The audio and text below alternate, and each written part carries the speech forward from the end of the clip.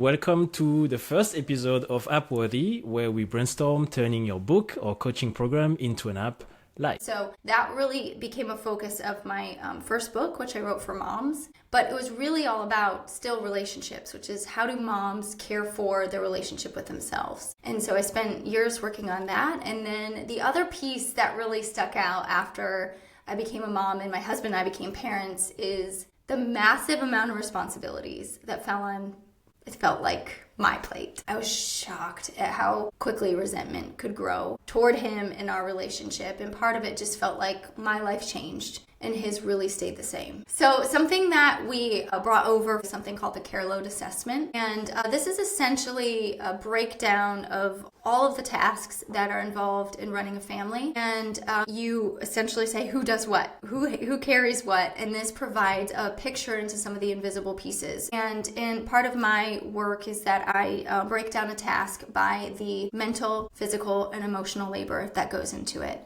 And so we've sort of altered the CLA to have these three dimensions. The second set of features is something we're calling experiments. And I'm really excited about these. I've worked on relationship apps in the past. And something I always would mention when I would work on these apps, which they didn't take me up on it, was you have to figure out a way to not just like throw long articles at people or a video, like educate them through revealing an insight. And so the experiments seek to do that, either to promote healthy relationship behaviors or to unearth some sort of insight that's going to unlock something in your relationship and help you to know each other better, work through a place you're stuck. So one example is there's an appreciation statement generator. People kind of stink at expressing quality appreciation, so it helps form those statements really, really quickly. They're meaningful. And then one of the third features that we're hoping people really get into a habit of using is something called touch bases. And in my book, I kind of conclude with this, and the app is like pushing people here, which is that to stay on top of the busyness of life, you need to regularly come together and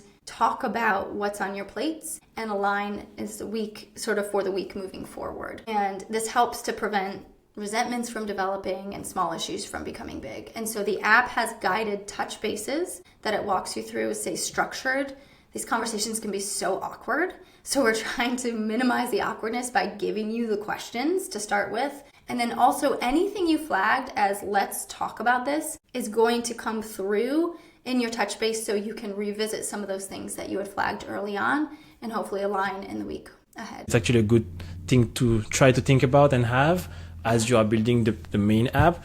And well, that also divides your attention because you have to promote the tool while you are building the app. So you're doing everything at once now. But yeah, it was actually helping a lot to try to think about a tool or an assessment or something that you could launch in advance of the actual app. Yep. Yeah, thanks. Yeah. Okay, well now, if people want to find you, where should they go? You can find me on Instagram. My handle's at Dr. There's no period, Morgan Cutlip. That's also my website, or Better Share App, which is their Instagram and our website too. So any of those places. Okay. All right. Well, thank you so much. Any last words? No.